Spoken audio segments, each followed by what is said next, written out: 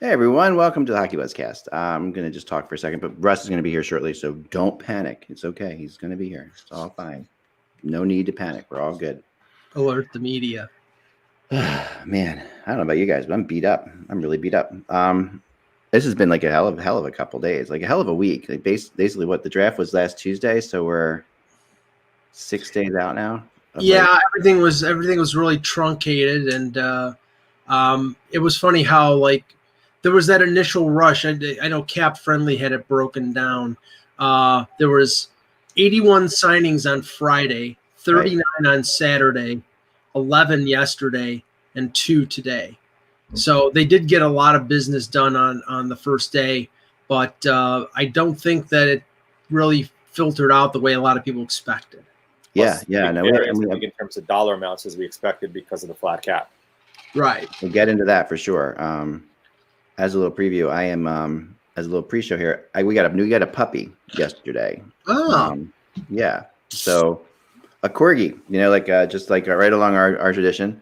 This one looks a lot. If you remember Bert, the dog, this one looks like that one. It looks like Bert, except it's a girl named Stella. We called her Stella just because it's fun to yell Stella when she's in the yard. I remember back in the day when we did the Hockey Buzzcast on Talk Shoe, where we were doing, I think, one before the trade deadline, and you were talking about how Bert would go to the bathroom on the on different emblems that were out on your Bert. We tried many ways to get Bert to pick teams, and the ball thing was the funniest thing. So I'm gonna try. I used to roll 2 tennis balls with the names of them. They're on YouTube somewhere. Yes. And remember the old Quick thing? That was the old Quick. That was my old. It was QIK. They were eventually bought by Microsoft and Skype, but that was like the original, not YouTube. It was the original when YouTube was just YouTube, but Quick was streaming live, so I could stream things on Quick. It was very low resolution, but I still have those. I had the #1 video on that entire format. Was like a 6 million view thing by Bert the dog predicting where Matt Sundin would go. Yes. That was like the most, and he was wearing a Team Sweden shirt and all that stuff. I could never get Buzz to do anything. Like he's just lazy, fat, lazy dog. Couldn't get him to predict anything. But this one seems to have a lot more. This one's pretty smart. I can tell. It's only 9 weeks old, but she's going to be a good one. So we're going to say maybe we'll get her somewhere along. The idea was to compete with Maggie the monkey. If you remember, Maggie the monkey was a monkey that TSN had that would spin the wheel and predict what teams would happen. I thought it was. Bert was actually picking a team. So, but there was a trick. So Bert's. That was the first time I'm ever going to reveal this on the air because Bert was really good at something. Bert was killing Maggie the monkey in predictions, and I figured out because, like I said, the resolution was so low on Quick that I figured out that Bert would always take the ball that was dirtier. He would always pick the dirtier ball and give it back to me. So if I was trying to, if there was an obvious game that I felt was obvious, I would write the team that I thought would win on the dirtier ball, roll them both to Bert, and he would always pick the dirtier ball and bring it back to me. So it came down, and the funny story about this was, always isn't always, right? So it came down to the finals, and I want to say it was, I forget, it was like maybe might have been the Flyers leaving 2010 final. I think it might have been. And I think I thought the Blackhawks would win. I knew that I felt the Blackhawks would win. Remember that Flyers team barely eked in. Sorry, Jan. And I rolled the ball to them, and I made the Blackhawks one way dirtier. Rolled the ball, and he bring back with the Flyers. Came back with the Flyers, which was completely wrong. But that's a dog for you. Working with animals and children. That's what they say, right? So hey, that's why we don't work with children, and not often with animals. But so on top of all the craziness, I've gotten very little sleep in general from the dog. Like we're on shifts. Who's going to take care of this puppy in the middle of the night? Puppy sleeps about 3 hours tops in a row. So she's in the other room. You might hear her at some point barking, but she's asleep right now, which is good. And hopefully we'll see. She usually sleeps for about 45 minutes. So the end of this show might be interesting. We can mute you if it gets too loud. Yeah. I'll make sure. Maybe I'll bring her in maybe at the end of the show when she wakes up and show everybody. She's cute. She's a corgi, but corgis have ears that flop down when they're puppies.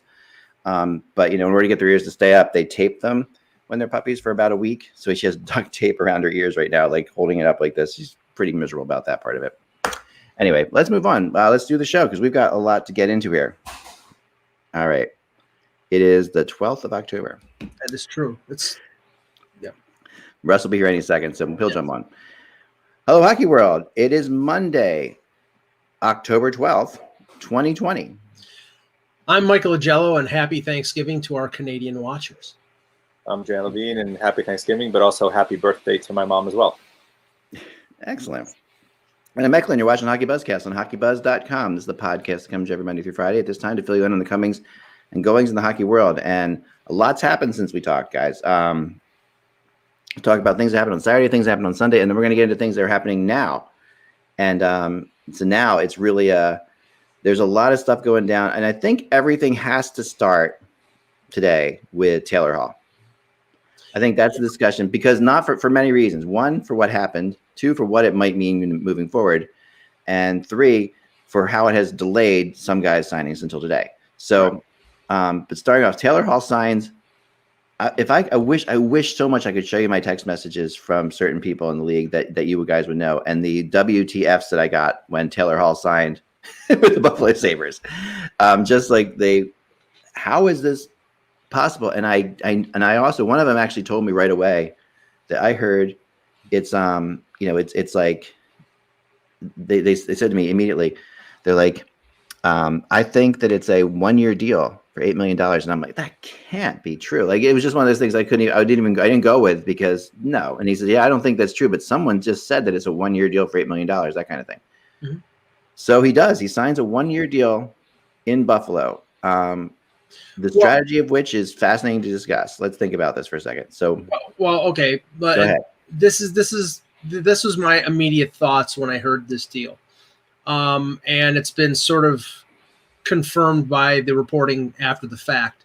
I know David Pagnotta reported that Colorado had made an offer of 1 year, and for, I think it was $6.5 million, something of that nature. There were other teams that were reportedly also interested that were offering multiple years, but around the same amount. So Taylor Hall is thinking, and if you think in the position of his agent Darren Ferris and himself, I have a chance to play with Jack Eichel. I have a chance to play under a coach that I trust, in Ralph Kruger, who was my coach in Edmonton. I'm going to get first power play time, probably play 15 to 20 minutes a night. And I'm going to get a lot of ice time, and the Sabres are desperate for a big splash, because up to that, the Sabres had done little or nothing in free agency. They had basically added guys like Matt Irwin and Tobias Reeder. Nothing really impactful. But this move is a shell game, because the Sabres, unless they can find somebody to take Jeff Skinner's contract, are not going to re-sign Taylor Hall. Taylor Hall's got a no trade and a no move, so he's likely not going to go anywhere at the trade deadline unless they can convince him that he can improve his case as a free agent next year by going to a contender. So this is, it's a 1-year rental, and it's a big splash for the Sabres. But in the end, all this is doing is Taylor Hall gets to pad his stats and go into a free agent class next summer, which is much better for him, because it's not as good as this year. There's no Mike Hoffman. There's no other big forward free agents next year. And he can get the long-term contract next year. Not only if, knock on wood, he doesn't get hurt, and we know by what happened yesterday in football that that's a roll of the dice, because Dak Prescott was looking to make a big contract after a 1-year tender offer, and he compound fractured his ankle. Now his career might be in jeopardy. So it's a little bit of a rolling of the dice, but in the end, I don't think this is a big deal for the Sabres. They're renting him for a year. That's all it is. Yeah, and Kevin's going to write. Kevin Allen's working on an article right now about this, and he's going to give his angle on it. And I won't spoil the story, but basically he says similar things to what you said, but also in ways will explain how he thinks it's a good deal for both sides, for Hall and the Sabres. I guess you kind of feel that way too, right? Like that this is. Yeah, in the short run, I mean, they get Taylor Hall. Now they've added, and they on top of Eric Stahl. They're better. If there's anybody else that rhymes with Hall and Stahl, they'll probably get him too. But though, so cosmetically, the Sabres look better. But let's wait another week or two, because Jan, I think, they re-signed Brandon Montour. They have Colin Miller under contract for 2 years. The Ristolainen, they're loaded on defense. They're probably going to trade one of those guys, or maybe even trade Sam Reinhart, who's a restricted free agent, because they're on. I'm believing that they're on a budget. They didn't say. Kevin Adams in his conference call said, this is buying in of ownership. You watch. There's going to be a corresponding move where they're going to move somebody out. But that's where I think everything caught in the excitement of Taylor Hall will be hidden by these other moves in a week or two. Right, but they still need to. I mean, their top six, you would think, is fairly set right now, right? You have, Yes. I think, what you're looking at probably Eichel playing with Hall and Olofsson, I would assume. Yes. And then a second line of Stahl, Skinner, and then Reinhardt on your other wing. If they sign Reinhardt, yeah. Right. Yeah. Right. But if you're just going to bring in Hall and not necessarily bring back Reinhardt, where have you've improved your team incrementally, but you haven't really improved your team.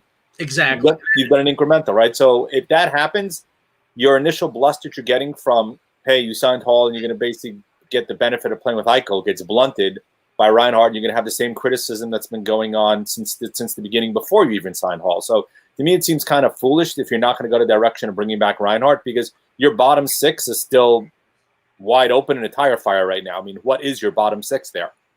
Well, I mean, that's what all those when I impactful, and I'm saying that in quotes, moves. I mean, they re-signed Gergensen. He's a good pro. I have no problem with that. They spent $2 million a year for 3 years. Tage Thompson, jury's so far out on Tage Thompson. Right. He hasn't shown me anything yet since he came over from St. Louis. He had reconstructive shoulder surgery. They bring in Tobias Reeder, who has failed in a couple places. Cody Eakin, who Russ said when we talked about that on the podcast over the weekend. Cody Eakin is not the player he was 3 or 4 years ago.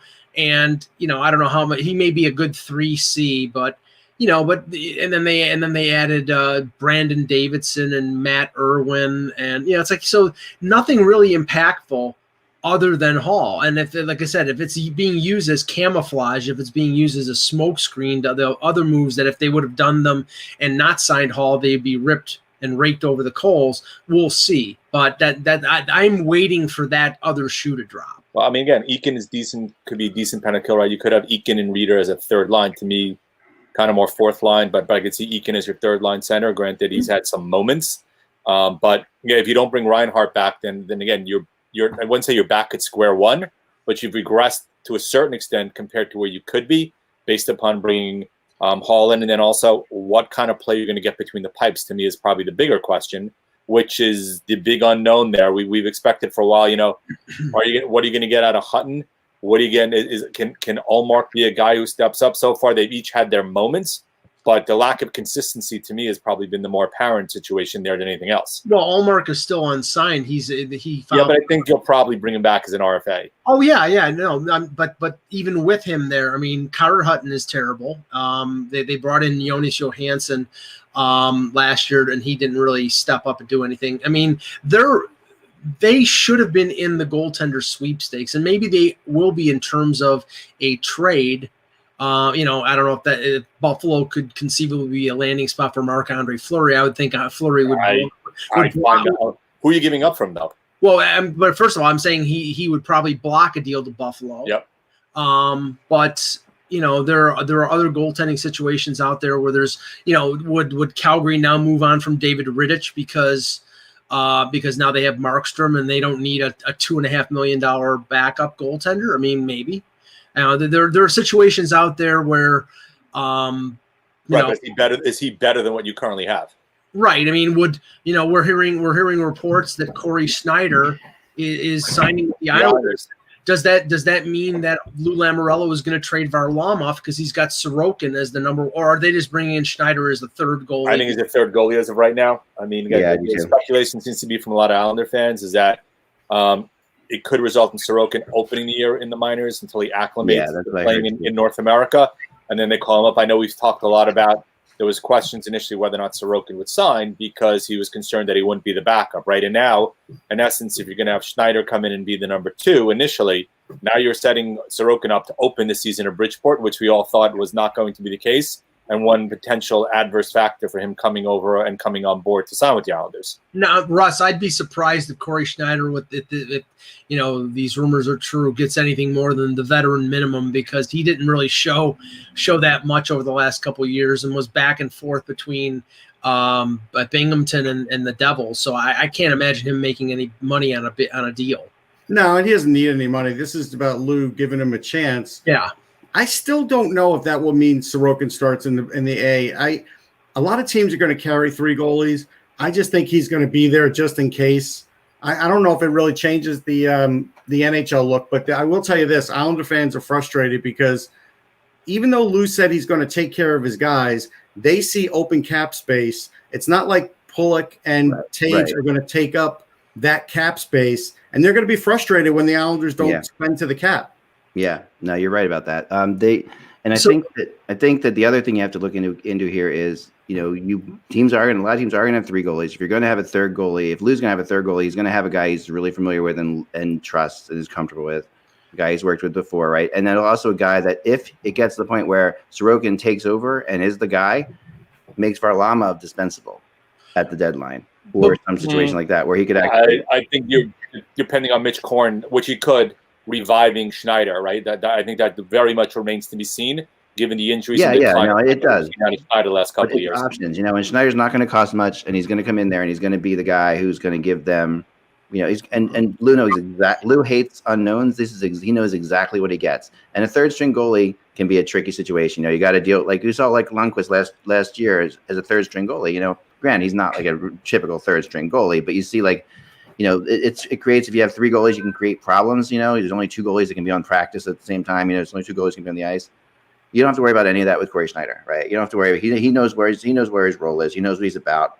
He knows he's a third string goalie. He's there to help Sorokin as a young, as a kid, maybe adjust in some way, shape, or form. He's going to do stuff.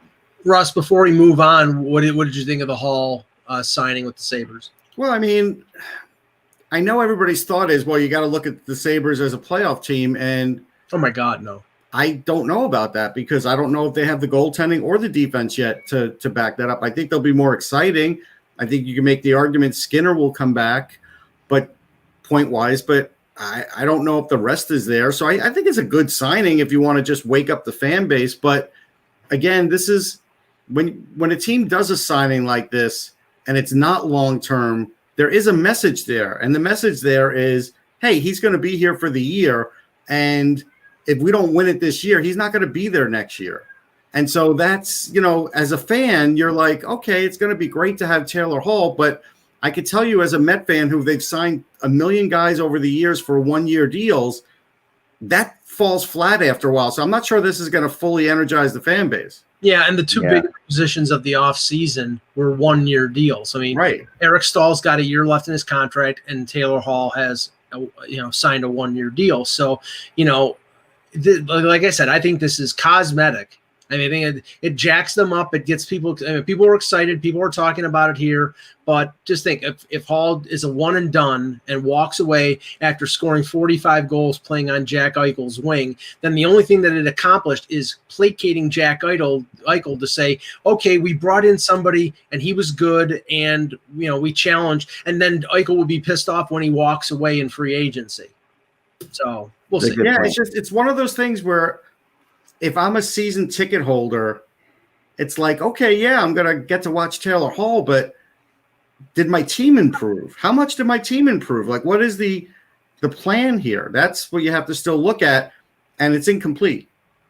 And what were they talking about on Buffalo radio this morning? They were talking about, well, when is Ristolainen being traded? Or, or when is the next guy going out the door? Because I think – because they realize is that Sabres ownership has made it fairly and plainly clear that they're on a budget. They're not going to spend to 81.5, and right now they're around 70, which is 67. So right now they're close to what their budget is, and they have 3 free agents to sign, including Omar. So the expectation is that they're going to move somebody out. Maybe Brandon Montour, because he's got a year left in his contract. They just signed him to a 1-year $3 million contract. They could move somebody out, and that basically means, okay, we're getting Hall for half the price that we actually paid. Yeah, I mean, on my article yesterday, the guys in Kyron said, right, the objective of this, and we knew, was partly to placate Eichel because of some of the comments he's made, right? But if you now, that's wonderful if you brought in Hall, but if you're not going to contend, or you're not going to bring other pieces, or you're going to move assets that you already have, blunting the impact on Hall, how well do you think Jack Eichel is going to take that? And is that going to basically modify him or mollify him a little bit to say, oh, yeah, I clearly want to stay around, right? You've done a piece of the puzzle by bringing in Hall. Now, if you inverse it and say, well, we're going to move Montour, or we're going to not re-sign Reinhardt, or whatever else, you're in essence not necessarily making it more palatable for him to remain around.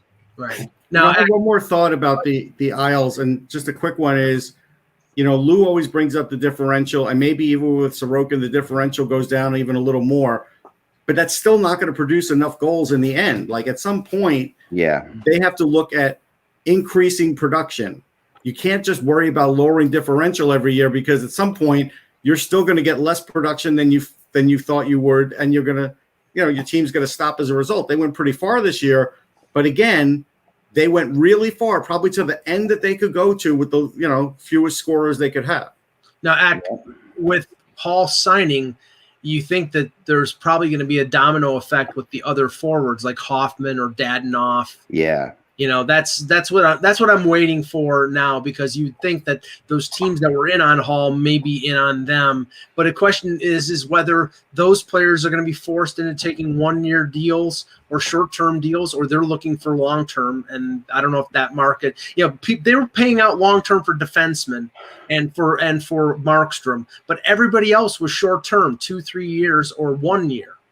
Yeah, it's and I think that talking to the common thing among a lot of GMs with guys like this, like and even I'll go Dadonov, Hoffman, Toffoli. Those three to me are the three, right? Those are the three guys that I think the common thinking is that when they first went out there and they were trying to get contracts, they were being told, by what is a blatantly honest group of GMs, essentially, we have no idea what we can pay you. We have no idea what you're worth right now. We're in a world where we have we have no fans coming.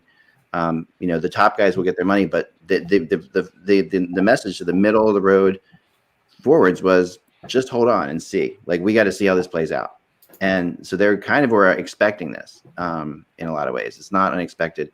And Hall signed quicker, I think, than a lot of people thought he would, which does should move the attention to these guys, but I don't think it's still going to be a sprint to them. I think it's still going to be, we're still going to have to take some time here, because there aren't that many teams that are available. Like Nashville, the teams we have to look at that are still going to do big things, we think, are Nashville and Columbus. They're the two teams that keep coming up. Nashville's putting a press conference today. But they're going to have a major press conference today. It turns out that major press conference that the Predators are holding today is to announce that the arena will be a polling station on for election day. Not, they're not getting anybody. Which is a major announcement and very important. But but this is the kind of stuff that happens this time of year. We hear a major press conference is coming in like that. But that's what's going to go on, right? So,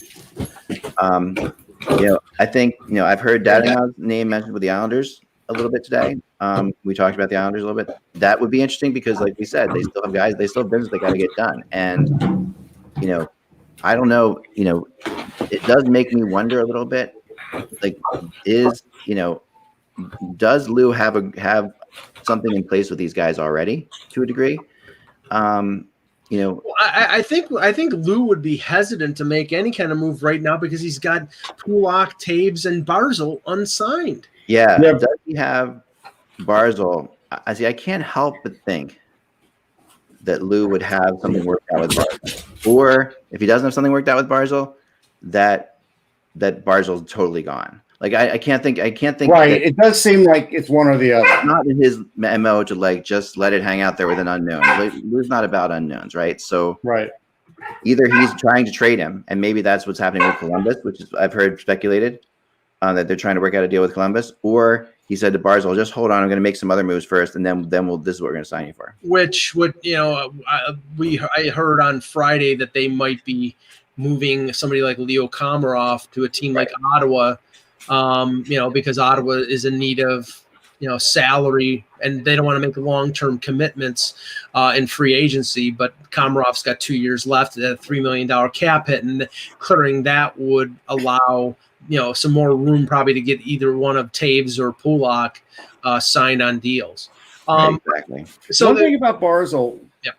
If Lou had something worked out with him, don't you think he would just sign a 1-year deal just to kind of get through this season and then deal with it during the season, like just so we can get through the cap part of it? I don't think Barzal's signing a 1-year deal. No, but I mean, if he had something worked out, I'm just going with that premise. I think he would be amenable to doing that. So he probably doesn't have it worked out, is my point. The only thing I could see in terms of I think Barzal might be amenable to a Braden Point type of 3-year bridge deal that gives protection to Lou in terms of he's 1 year away from being a UFA, and it would be a lower cap hit. It probably would be around what Anders Lee is being paid, which is $7 million, maybe a little below that. But it would give the Islanders a little haircut in terms of paying him big money. And maybe Barzal thinks in 3 years that the financial situation of the league will be more straightened out, that he can get paid big money. So it might be beneficial to both. But I don't know. I mean, I don't know whether the Islanders are really in on anything unless they can move somebody off their roster, because they have these 3 guys who I think they have to pay, and they have to pay first. But we'll see. Well, that's why they can't do anything in free agency. Right. Exactly.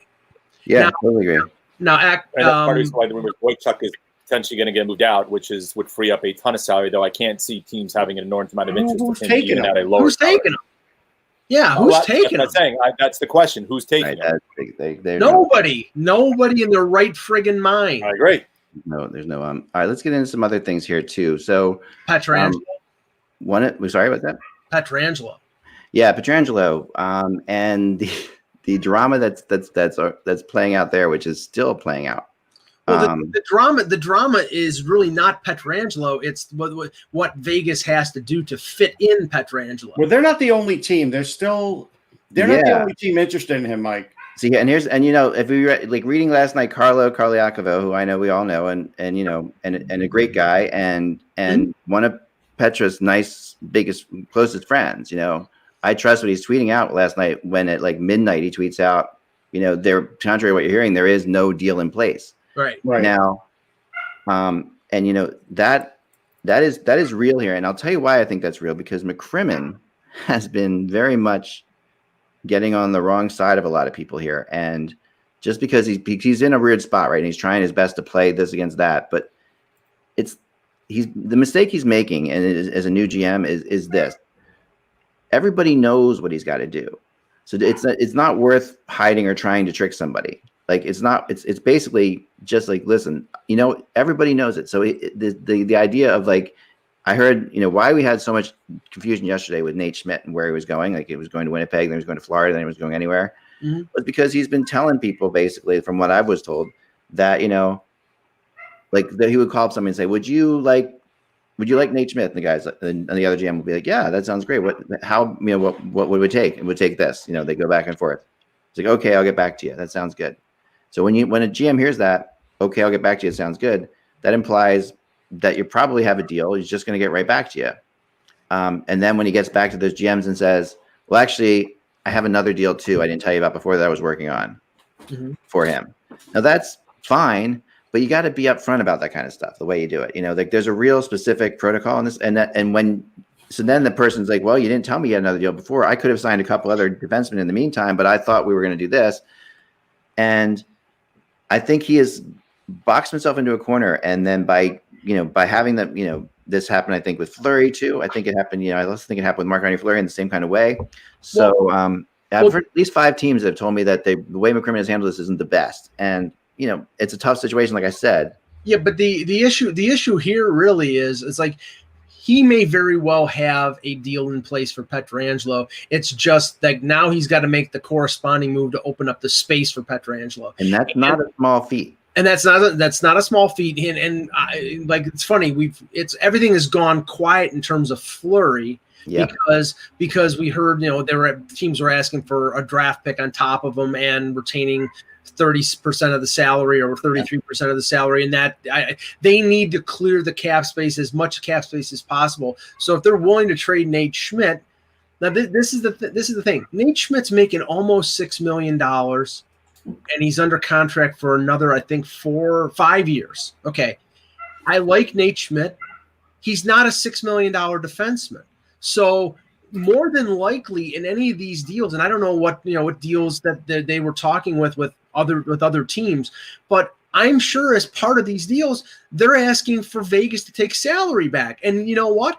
They don't want any salary back. They probably are, or it's going to come off. Like I was told one of the deals, for example, was a 4th and a 6th round draft pick for Nate Schmidt. Right. Think about that. Like that's a salary. I can see that just so they can get rid of the salary. But but that so you're in the situation like you're saying, Mike, where you're going to actually maybe get like a second. Schmidt's a better player than a 4th or a 6th round. Well, in this market, if you're trading someone last minute, he's really not. Yeah, and see, the thing is, the precedent has already been set here with 2 deals that were made late last week. Gabranson to Ottawa for a mid-round pick, and then Ryan Murray to New Jersey. And I'm not saying either one of them is as good. I mean, I think Murray's as good as Schmidt, but Murray still put Schmidt at the top of that group, but not by a lot. But the difference here is is 5 years. It's 5 years left on a contract. I know. And nobody wants to take that. I completely. You know what it's like? The NFL routinely trades good guys for 2nd-round picks. Right. A 4th and a 6th is almost like what you would call a second in the NFL, and that's what the market is, and that's why people always look at it in the NFL and say, why did they trade that guy for that? Because they can't get anything else. Right. That's a really good point. And you haven't heard Alec Martinez's name mentioned out there, because there are teams that would want Alec Martinez because he's only got a year left in the contract. Right. But it's not enough money. Right. So at the end of the day, Martinez, they got to do somebody else. Right. So that's in this flat cap world, $5.9 million is worth a lot more than $5.9 million would have been worth in the past. Right. And that's part of the problem also, which meant, I mean, granted, there are lots of teams that would like him. The problem is the dollars to try to fit him in. And that's kind of, as Mike said, the term and the dollars are the 2 big things that are the keys here. And I'm not quite sure which one is more of an impediment in terms of being able to make a deal to go get him. I mean, I think I'm sure we're going to get into the Torrey Krug deal, but I think a lot of us were fairly surprised, not only years, dollars, and where he landed. Yeah, and Schmidt's not a real number 1. Vegas turned him into that because they that was the role they needed filled. Right. And he filled it admirably, but the rest of the league knows he's not. Yeah, Schmidt's, right, and he's making more money than Shade Theodore. Yeah, and that is your guys are dead on with that. And the issue gets even more confusing than that, because Pietrangelo also feels like he's been a little bit taken advantage of here, because think about this, like Pietrangelo did think that Vegas was going to basically the concept was, we'll trade Fleury, we got plenty of places we can move Fleury, we'll be okay, we're going to bring you in. So Pietrangelo sits there and says, all right, that's fine, we can trade, we got Schmidt, we got Martinez. So Pietrangelo goes and watches the St. Louis Blues, where he probably really wanted to go. They cut the legs from underneath him. They just said enough's enough. And that they made a call, and Pietrangelo made a call, meaning that he made a call in his head saying, okay, I trust Vegas is going to get this done. And at that point, St. Louis said, okay, fine, see ya, and I think that, so now Pietrangelo's out there with not many great places to go if he wants to go someplace else. In terms of where Toronto went out and they did their own thing. Well, and that the funny thing here is, and I think the villain, and I'm not trying to make him into a villain, but based on what we've heard over the weekend, the villain in this scenario might be Don Sweeney, because Krug was offered a 6-year deal at $6.5. Well, just let me finish. Yeah, go ahead, finish. A 6-year deal at $6.5 million by the Bruins, and he went to free agency, and then the Bruins pulled the offer when Krug went back to them because he saw what the other offers were. He wanted to simply to test free agency and see what was out there. And once he did that, they said, no, thank you. And then he was sort of forced to take the best offer out there, which was St. Louis. Now, I don't blame Krug because, Krug is looking for his payday after, getting paid probably less than what he thought he was worth in Boston. But Doug Armstrong is also he would not yield on signing bonuses, and now he signs Krug, so Pietrangelo has no place to go back to, and now Vegas putzing around here. And I don't know, Toronto signed Brody, and Calgary signed Tanev. Where can he go? Does Pietrangelo, is he put in a position where he takes a 1-year deal?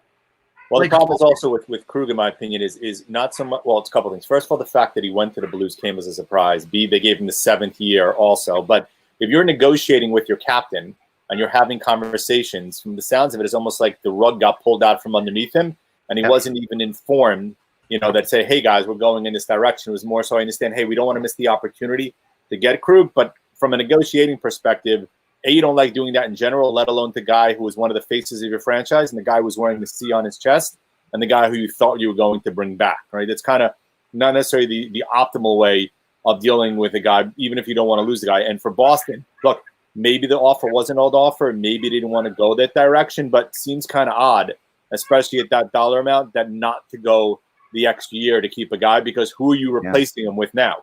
And no signing bonus, not $1 of signing bonus. Yeah, it's cutthroat right now. Let's be honest. Signing bonuses, that doesn't exist right now. Things are cutthroat right now. You can't worry about any more teams. As far as somebody having a great past with a team, that goes out the window when owners don't have money, and they don't have money. The other thing, Ek, I'd like to point out is the two-headed monster now in the Rangers front office, because everybody was wondering about the Jack Johnson signing, and so John Davidson spoke about it and said he's going to help the penalty kill. And I'm going to give you an equivalent that I remembered when once at the trading deadline when I was at MSG, and they had traded Mike York, popular player, all-star at the time, to Edmonton. They got Pody and they got Rem Murray. And I remember saying to Glenn Sater, well, who's going to replace Mike York? And he goes, oh, Rem Murray can do everything Mike York can. We couldn't. He couldn't do anything Mike York could. Right. Now, Pody was pretty good for him, but he wasn't great. So anytime I hear that, so clearly, is Jack Johnson going to do everything that Jesper Fast was able to do on the PK? The answer is no. Right.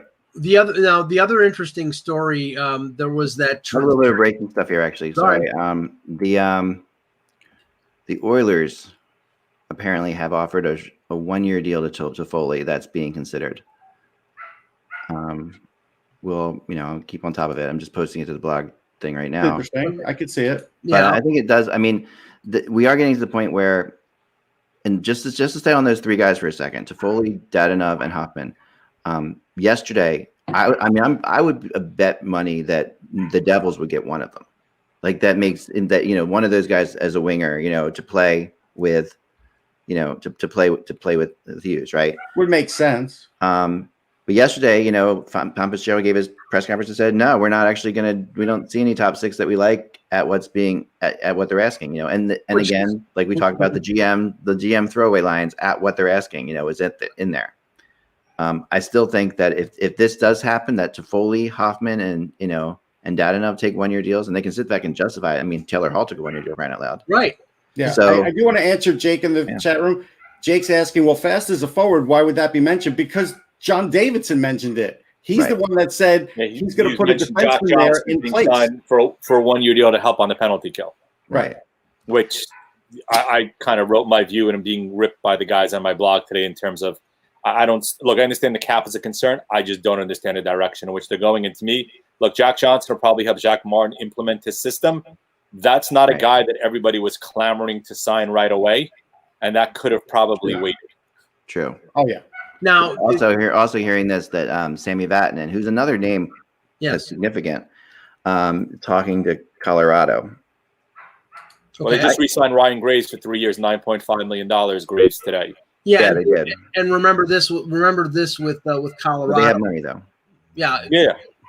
Ian Cole's contract expires after this year, so if they go out and sign Vatanen, he's basically the Ian Cole replacement. Yeah, and realize that if they're not going to do a major upgrade in goal, right? which they haven't. Last I checked. There's not one in free agency anymore. It's only trades. Right. So so that means probably they're going to stay where they are with goalies for the most part. I mean, the best goalie in free agency right now is Jimmy Howard. There's Fleury out there in the trade market, maybe a David Rittich and a few other guys, but there's not the goalie market was taken care of on right. Now the interesting thing here, Ek, is the hue and cry coming from the veterans in Chicago. Yeah, I saw this. Yes, and honestly, I don't get where Stan Bowman is going here, because they looked really good in the playoffs. Yeah. They looked really good in the playoffs. They lowballed Corey Crawford. Then they decided to sign Malcolm Subban, so they're going to go with Colin Delia and Malcolm Subban for next season, which is not an awe-inspiring duo. And then I expected them to trade Brandon Saad because he had a year left, and he's a good fit with Colorado. And they get Zadorov back, and that helped their defense. But the veterans there clearly believe that this team is going into a rebuild. And they're all under contract for 4 or 5 more years. They don't want to go through a rebuild. They want to. And Crawford is part of their core, right? Like, so to lowball Crawford, that's lowballing one of their buds. This is Saad too. And him ending up in Jersey, kind of think I took all of us by surprise. And that dollar figure wasn't a huge figure, especially what we thought he could get by the Blackhawks. And look, you're going with completely unproven guys in net, none of which who we think are really the answer. Maybe we get proven wrong. Look, Brandon Saad has been moved before. Granted, they got a little bit better of a winger in Panarin last time, slightly different than what they got now. And Zadorov, the guy who can hit, slightly different. Granted, he's injury prone a lot, and unfortunately, defensively, he takes himself out of position by the hits that he gives. But it's a decent ad. But you've not necessarily improved your team, and I can understand, especially after the run they made last year to make the playoffs, and then seeing what Crawford did in the first round, to then have management come back and say, "Well, we're going in a different direction," and we're really not going to improve our team. Look, these guys aren't young. Because I can understand being very much up in arms in terms of, hey, what direction are you going in now? Yeah, these guys aren't young. Taves and Kane are not young guys. They are, and if you're going to rebuild, they might not be there for it. Like they showed last year especially in the playoffs, that they can still do it. They're still good. So their window might be 2 or 3 years at the most. And now, if you're going with Colin Delia and Subban as your goaltenders, and I think they improved a little bit with acquiring Zadorov and moving out Olimata, but they've cleared this cap space, and it doesn't look like they're going to do anything with it. They signed Matthias Janmark today, who I think is a decent depth forward, but I mean, they're not going in the direction of wanting. No, I mean, by doing this, I think ownership Kane and Caves, Kane and Taves, you can see them very easily going and saying, you know what, move us somewhere else. You can see that we're going to go someplace. I think ownership said, look, this is the direction you have to go to. You don't have to call it a rebuild, because, again, getting Janmark is not part of a rebuild. Right. But I think what they're doing is rebuilding their blue line. They didn't have any goalie options, so maybe they'll trade for one at the deadline. And to be honest, these stars have to just shut up and play at this point, because they know it's up to them to actually produce and put them in a spot to win. At least Bowman's building up the blue line. He's doing that at least. I mean, I grant you it's not great in goal, but if they can get to the into the trade deadline, then they'll be okay. But that's what they have to do their part. I think it's an upgrade, but I still don't think the blue line's anywhere, shape, or form particularly good at this point in time. I mean, look, they also have Ian Mitchell, who could come in too, and that's a big ad. So that's another guy that can really help their blue line. And Zadorov helping Boquist will help Boquist's offense too. Right. Well, you're right. I think that at some point, Kane and Taves are going to be going to ask to be moved. I really think that now, Crawford, it says on here that, and Esmer's pointing out, and then this was reported widely that Brodeur can, help convince Crawford to go to New Jersey. And one of the things funny about that is I did not realize until yesterday that Corey Crawford was from Quebec. Like, I don't know why. I never knew that he was. Yeah. I've talked to him, and it's funny. I just never got it's funny. Just Corey Crawford doesn't sound like, Martin Brodeur. But yeah, that there's that Crawford grew up idolizing Brodeur and all that makes sense. By the way, I did not say that Bobby Ryan would be coming to Philadelphia. I said it was a possibility. I never said. Well, I personally like what New Jersey did so far. I mean, there's a couple I do things too. that I thought fared well. I mean, Yeah. Jersey going out and getting Ryan Murray, going out and getting Crawford, making the trade for Andreas Janssen was a nice trade. Adding a guy. I mean, you look at what they've added with Hughes and those guys and Heischer over the last couple of years. In my opinion, they've done well. You have to love what Yzerman's done. Granted, he's mostly adding guys around the edges, but he's also added guys who A, will bring some veteran leadership and character to the team. B, they're guys who will likely get moved to the deadline, which is fine because they're not in a position to contend yet, right? But you now fulfilled a lineup. I wouldn't say it's a competitive lineup, but it's a much better lineup with Ryan there and Nemesnikov there. I mean, with the other guys that they've added, Grice, obviously I think we all thought is a little overpaid based upon what we – let me say, more than a little overpaid based upon what we expected, given what we saw the last couple of years. But you now have a legitimate goaltender to potentially be your number one or really more of a two.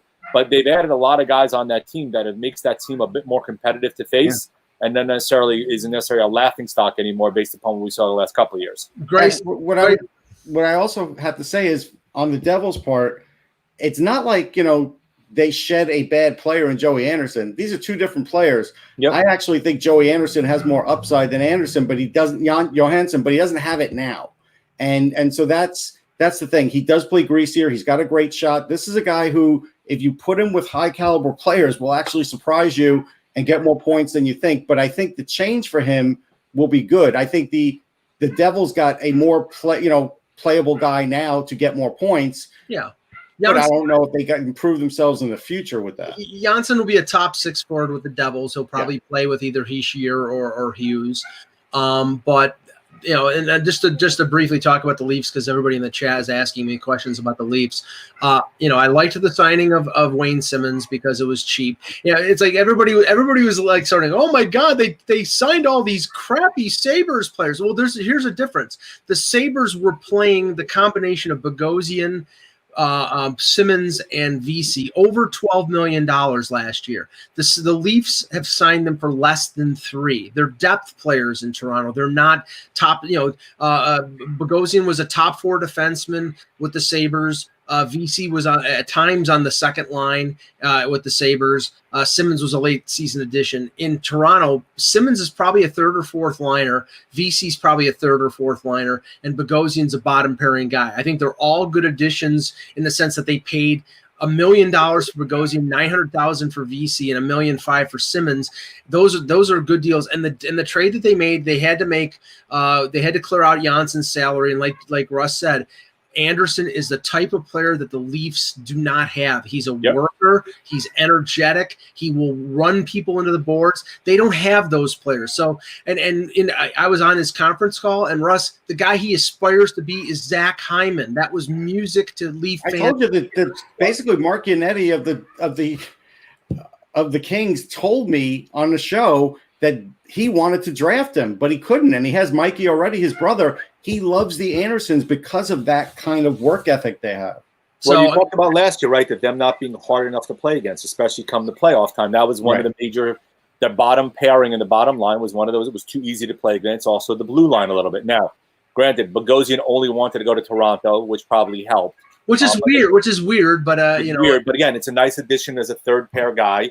Simmons, we talked about already. Granted, the speed's not there, but he can be in front of the net and be a second line power play guy. Look, I know VC well enough in New York. He was miscast on the second line. He's not a second line player. He's a third line player who can probably chip in 15 to 18 goals, and at $900,000, he's very variable if you need to. Also, if you have to for some reason send him back down. So they've added in around the edges. Granted, I still think you need help on the blue line in terms of guys a bit more agitated on the blue line and guys a physical blue liner. I think Toronto still misses that, which was the issue we thought last year going into the playoffs as well. Yeah. One more thing, Flyers wise, because we do need to talk about Chuck Fletcher. So here's the pickle that he's in.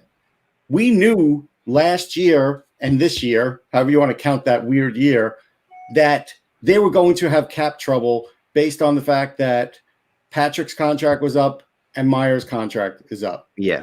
And you knew that those guys are going to have to get paid. He's got $8.5 million in cap space, which isn't a ton, and half of it's going to get used up, probably more than half, on those two guys.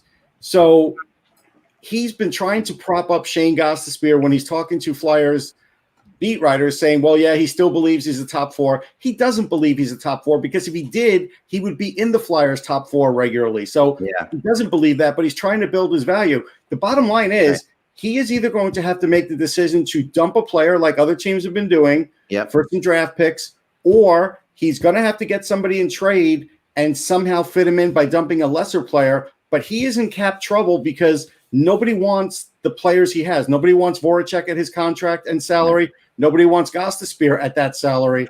And so he can't retain money either. So they're in a spot. There was an interesting thing that I heard, and this might just, again, this could just be like them trying to prop up Gostisbehere's value. And because you're right, Russ, right now, anything said publicly is ridiculous. You know, like anything said publicly right now is said to get put onto Twitter. That's the reality of it, you know, and to get people talking about it. But the one thing that wasn't said publicly and was said to me behind the scenes, and I liked it. I thought it made some sense. And I actually have been saying this forever, and you might even guess what it is, because I think I may have said it on this show. The Flyers are looking for a scoring winger, right? They're trying to get a scoring winger. What is the harm in trying Gostisbehere out on the wing? I know I'm not saying that he's going to be the answer to that, but at the same time, he's under contract. He plays like a winger. I mean, I don't think there's any harm in it at all. You know, I mean, the one thing you can say about him, he's not very big. He might get beaten up a little bit playing the wing and down low, but he also doesn't shy away from hitting, and he doesn't get hit very easily or very often. So and you know, defense get pounded a lot more than wingers do even. So to me, if you got a guy who's obviously got natural skill, obviously has natural speed, is kind of made for the game as it's developing now in terms of his quickness, you know, or how he plays fast. You got a guy under contract. Why hasn't this been tried yet? You know, I mean, this is a very frustrating thing to me. And I heard breaking news. Tyler Toffoli, 4 years, $4.25 million AAV to the Montreal Canadiens. There you go. All right. There you go. Montreal made their move. Fantastic. That helps them. Yeah, no, I think that's a good move for Montreal. You know, and we talked about this. You know, I'm going to post it up right now. But we've talked about this for sure. I like it. You do worry about the 4 years because he is going to slow down at some point, but he's got a hell of a shot. So for 2 or 3 of them, he's going to be good. Well, there was the concern before he got traded to Vancouver that he was slowing down, but he didn't show that with the Canucks. He played in the last few games of the season and then in the playoffs. So and you know what I think that came from, Mike? I think it came from the Kings because the Kings had this thing where they wanted to play at a certain pace, and maybe they just felt like they weren't getting that out of him all the time, where with Vancouver, they didn't seem to mention it at all, and he settled right in. So I think maybe it had to do with that. I had a long discussion with somebody about Toffoli this morning, and an interesting that we came on this conclusion. The one thing I like about him we were talking about if you were to rank Hoffman, Dadonov, and Toffoli. You know, it depends on what you're looking for. It really depends what you're looking for. You're very true. Hoffman is very much a one-dimensional offensive scoring guy. He'll get goals, but he won't be great in other ways. Dadonov, you know, a little bit less known, but you know, solid.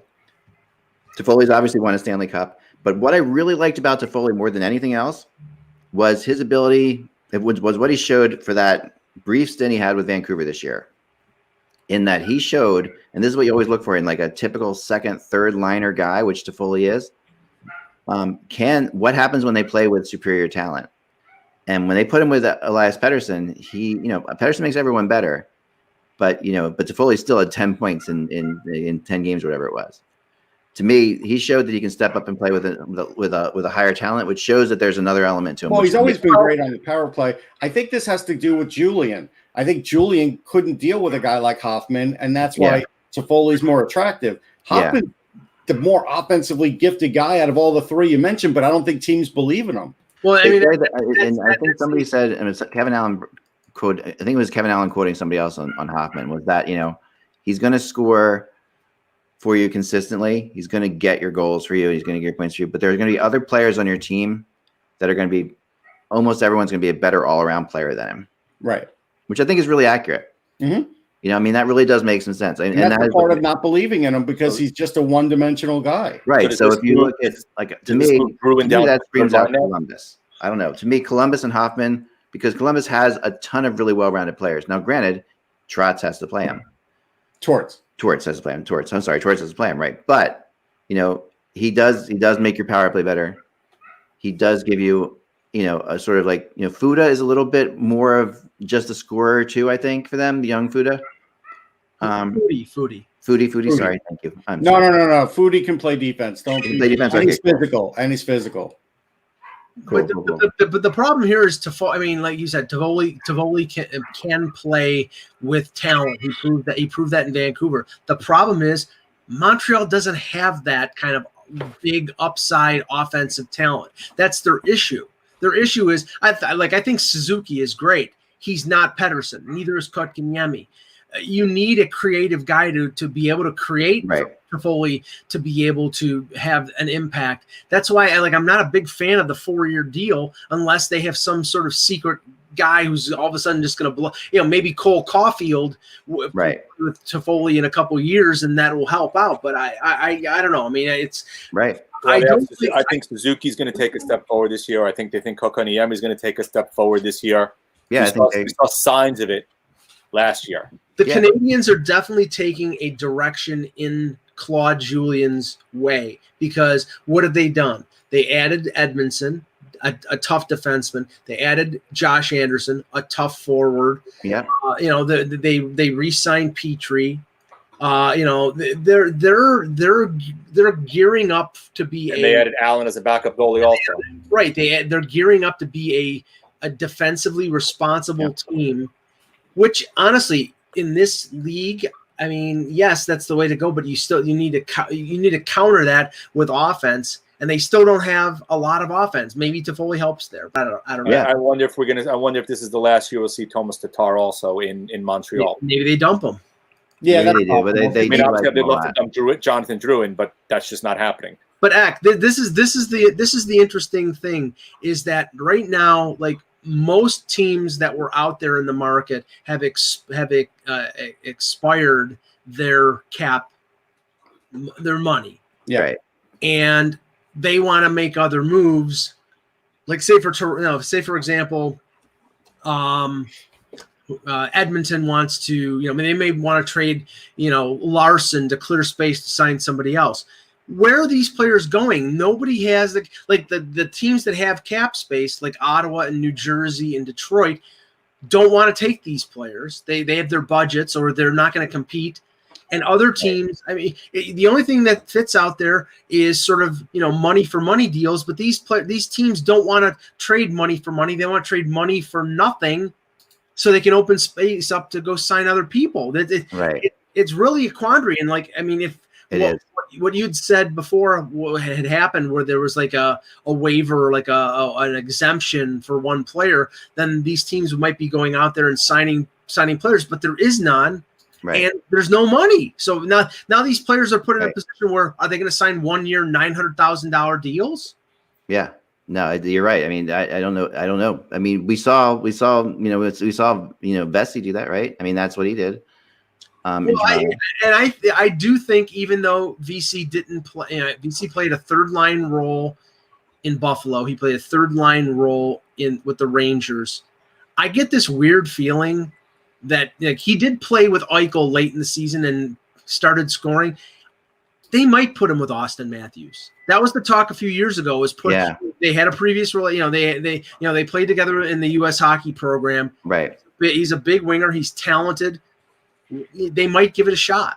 I mean, I think that I would do. That's what I would do. I mean, honestly, VC's all over the map. We've had discussions about him before, but people I know in the U.S. hockey program swear that this kid is better than what we've seen. Yeah. And that he is absolutely going to be a force if he finds the right combination. And that might be the reason he signed in Toronto, because it's like, he's either going to play with Matthews or Tavares or Alex Kerfoot as a good third line center. So more than likely his production will be more than 9 goals like it was in Buffalo. Nate Schmidt on where he's going to go, because the one thing I was told by somebody who was familiar with it is that there is a team that at least the Vegas Knights are saying they could trade him to. So whether or not that's absolutely true or not, we don't know, because like I said, this has been sort of like a little bit of smoke and mirror-ish type thing.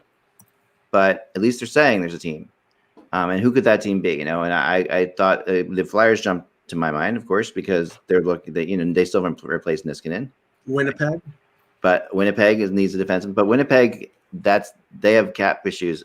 Little is not going to play this year, which sort of helps.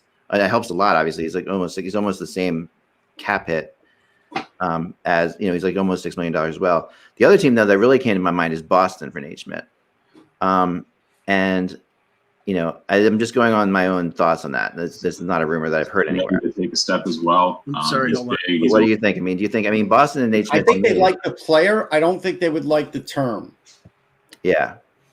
They do have to replace Krug. They haven't replaced Krug, and they do have $11 million in cap space. Right. And there's a possibility there. So to me, it's something that they could do. Now they haven't signed Chara, but who knows what Chara is. Doesn't he have a no move or something? Doesn't he have like a list? What's his deal? Who? Nate Schmidt. Nate Schmidt. Sorry. You would think he would. I'll check. He was. He would think that kind of contract you usually don't get. Maybe he doesn't though. For some reason, I think I'm checking right now. He's got a modified. Yeah, I figured he might be a list. A 10 team no trade list. But probably he would go to Boston. I would think. You don't know. Yeah, you but don't know. But I see. He doesn't strike. He doesn't strike me as a Boston type of defenseman. But if they're looking to replace Krug, he might want to be a 1 or a 2 no matter where he goes, and Boston's not going to be the place really. Maybe on the power play, but not anywhere else. He would fall into. He would hate the same things that Krug hated in Boston. Essentially. Yeah, he would fall into the same trap. He would fall into the same category. Yeah. The Flyers. He would play. He would play second. Number 2. And but the Flyers have been very, very quiet. Like you said, they have cap issues as it is. So they're not cap issues. They're probably trying desperately to alleviate some of them, and they're not having any luck. They are. They definitely are. And the more moves that are made, the less luck they're going to have. Right. And this. Toffoli, this is definitely the only team, because of all the teams I told you just before this, that you talked to Edmonton about a 1-year deal. I know they were getting down to like a 1-year deal. So somebody came in and said, okay, here's a multi-year deal. I don't think anybody else was going to do that. In Montreal, when they get, that Montreal does 4 years, I think you're right. What was that? Which is less than he was making. I don't think anybody would have given him 4 years. Yeah. What was he making last year when he got traded? LA retained salary, so that was. Yeah, he's getting paid by. I think he was making in the 4 range. Yeah, it's pretty close to where he was. It's the term. I think that's the big deal with Toffoli. Yeah, 4.6. He was making 4.6. So we still had. Like you said, Nashville, Hoffman, or Dadenup. I think one of those two ends up there. I think they will make that happen. I think New Jersey. I think the other ends up in New Jersey. Hoffman makes more sense because we know that they need true goal scoring. Yeah. Except when a true goal scorer goes to Nashville, he doesn't score. Yeah. Or he scores in streaks. He scores in streaks. Russ is what he does, right? No, but come on. Anybody they bring in there that we look at as somewhat of a goal scorer seems to drop off on goals. Well, it's funny because Craig Smith, who signs in Boston yesterday, right? Who was from in Nashville, I heard him talking about it. Like, we really like his game a lot. He has been a little bit of a streaky goal scorer. I'm like, here's another. The whole team from Nashville. Of course, he's a streaky goal scorer. I don't even know if Philip Forsberg is a streaky goal scorer, but also, he's caught it. A quick thing on Toffoli's contract: no bonuses and no trade restrictions. Yeah. Okay. Well, that's good for Montreal to do that. Montreal needs to do that. That was smart. To get because he is. If things go south, you can move him. But that's his thing is he wanted the money and the term. He didn't care about anything else. Yeah, that's desperation. By the way, that he had a good playoffs. That is desperation for a player in this market. I don't think they care about it much, but I have to say, Tampa Bay is screwed right now because everybody thought that Tyler Johnson was going to be picked up on. Yeah, nobody wants him at that term now. Nobody wants him at that term and that money and. I don't know where they're opening up. Now, maybe this forces the Sergachev and Cirelli to take 1-year deals, but I highly doubt it. They're going to have to move somebody out, and they're probably going to get nothing or even have to pay these teams to take them. Yeah. They're in – the one thing that nobody could foresee was what was going to happen with all this. But anybody who sort of spent to the cap and had these future issues – it's come back a little earlier than they all expected, and it's definitely hurting them. Tampa is definitely one of them, but when you win the Stanley Cup, it's like, all right, as a fan, you could live with that. Some of these other teams, not so much. So, Bergevin looks like the smartest guy in the world, but he's just been operating under the cap. he didn't know this was going to happen, but he was just smart for operating under the cap. Right, and that's I think happening in New Jersey a little bit too. Yeah, you know, doesn't and make him better GMs. It just Gerald again, same thing. But I think he's showing patience is going to pay off for him. I think is basically the end of the day. Well, the key here is that Fitzgerald or Pierre Dorian or Kevin Adams or Yzerman, I don't think they mind taking back or signing players when the term is a year or 2 years. Right. It's the lengthy deal. It's like that's why I'm saying I don't see Tyler Johnson at $5 million times 4 years having anybody interested, even if they're a fan of Tyler Johnson. So yeah, you're right. I mean, a really interesting thing when I was doing the Taylor Hall article, I went through the amount of money people are going to have next year to spend. The teams he was rumored to and what they had, places we thought he could go.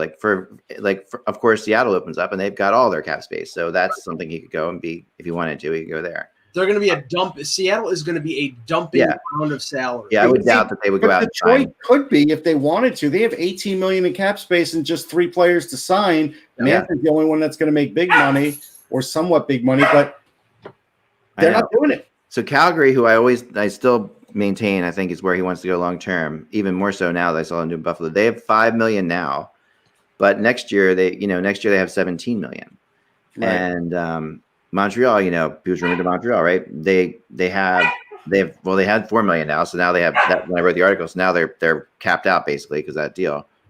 But they have $25 million coming off the books this summer. Nashville has has $15 million right now. We'll have 22 next summer. Or whenever we have next fall, I guess it will be. Yeah, but Eck, what's going to change? The cap is going to be flat, and we're talking about the possibility of a shortened season from 82 to 70. Right. If that happens, the same thing is going to happen next year. They're not going to spend up to the cap. They're going to spend to their budgets. No, but there are so many salaries. I mean, it feels like, I don't know if it's a record, but when I was looking through this thing, I'm like, how many salaries end at the end of this year is just crazy. I mean, Edmonton, $700,000 now, $30 million next year on the cap. Yeah. Boston, $11 million now, 41 on the cap next year. I mean, yeah, but this is this year. Next year is next year. So the player, but the point is, if you're Hall and you're looking at, okay, maybe I'm going to really make $6 million because maybe I'm only going to make 2/3 of my salary by the end of it all this year. Right. Right, and like I said, the free agent class next year is not as good as the one this year, and that's putting it lightly, Mike. It's really not good at all. Right, so he can generate a market that will get him that long-term deal, and he'll only be 29 years old. But the issue is he's got to have a big year in Buffalo, which he probably thinks he can because he's going to play with Eichel, and if he does that, then he says sayonara to Western New York and goes to that is the smart part of it. But he is going to be, I mean, after him, of course you have Ovechkin, but Ovechkin's not going anywhere. So he's the biggest UFA next year. Yeah. But after that, you've got Landeskog. And he'll get signed by Colorado. Right. You've got Krejci. Who did you say? Travis Zajac. Krejci. Like it's really the forward market is small. Jaden Schwartz. That's a pretty good player. Yeah, but none of those guys are getting big money anymore. I mean, we're talking like the Hoffman Dadonov range. I mean, Taylor Hall next year could get big money, but very few are going to get big money even next year. Yeah. No, that's for sure. So I think that, I mean, will we see Nate Schmidt traded today? Will we see Pietrangelo signed today? Could Pietrangelo end up in Boston, which I still feel like at the end of the day. I still think there's 2 or 3 other markets that he could end up in. Like, with looking at that money that they have and him like, okay, because why haven't they signed? Like we talked about, who were we talking about in Boston that they haven't signed? We were just talking about it with Ty. Who's like, who we all think is the one forward they have. Jake DeBrusk. Right, Jake DeBrusk. They have $11 million in cap space. Why haven't they signed Jake DeBrusk? Because they don't want to pay Jake DeBrusk $5 million. That's why. Right. But at the same time, I think that if they've got $11 million, they could pay him. They could pay him that if they wanted to. And basically, the way it all, and they could give him a 1-year deal probably and get it. I'm not saying it's impossible, but if I had to guess, I think Pietrangelo and Vegas have agreed to the structure of a deal. But basically, Vegas has told him, we're trying to trade somebody to fit the cap space, and until we can do that, we're not going to announce the deal. No, I know for a fact that's what's happened from what I've been told by 2 or 3 people. And but the issue is, yeah, but every day that they don't trade somebody means he can go to another team. History tells us nothing, right? Yeah, history but who's tells us signing that for that things figure? that are done. Well, who knows if it'll be the same figure, because they can't give that figure if they can't get rid of anybody either. Right. When everyone's saying it's a done deal, the longer that hangs out there, that's when another team swoops in. It happens. It happens a lot, and it done deals fall into like complete dead deals sometimes because of this kind of stuff. Yeah. And I mean, Boston could do it. The other thing I want to bring up before we leave is Oliver Ekman Larson, who we know, okay, his agent came out and said, no, that's it, we're done. Such like a draconian type, ridiculous. I thought, because here's the reality. Like, the Arizona owner has said we got to get like $15 million off the books or something like that, right? It's a crazy number. Mm-hmm. Without trading Larson, they have to trade Kemper, and they don't want to trade Kemper. So really what it comes down to is, Boston's still sitting out there with $11 million.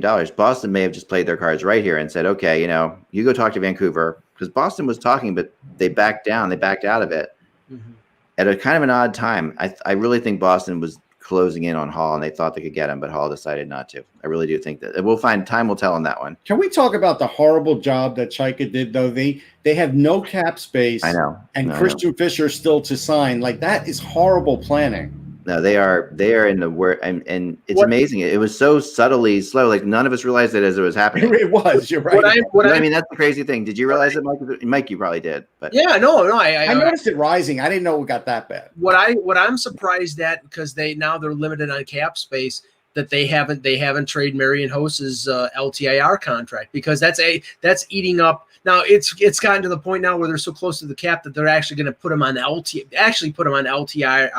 instead of IR, because on IR it counts. Yeah, right. Where on LTIR it really doesn't count in terms of the cap hit. But yeah, then they should get rid of that. Then they probably have to get rid of, I would say, at least 1 and maybe 2 players. I mean, I think it's important to note, Mike, that they don't have a real GM. No offense to Steve Sullivan, and because of that, they have Bill Armstrong now. Bill Armstrong. Oh, Armstrong. Sorry, that's right, Dave Armstrong. But still, Bill Armstrong's still inexperienced. This is a lot to ask. He's young in that position. He's been around forever, so that could be hurting him.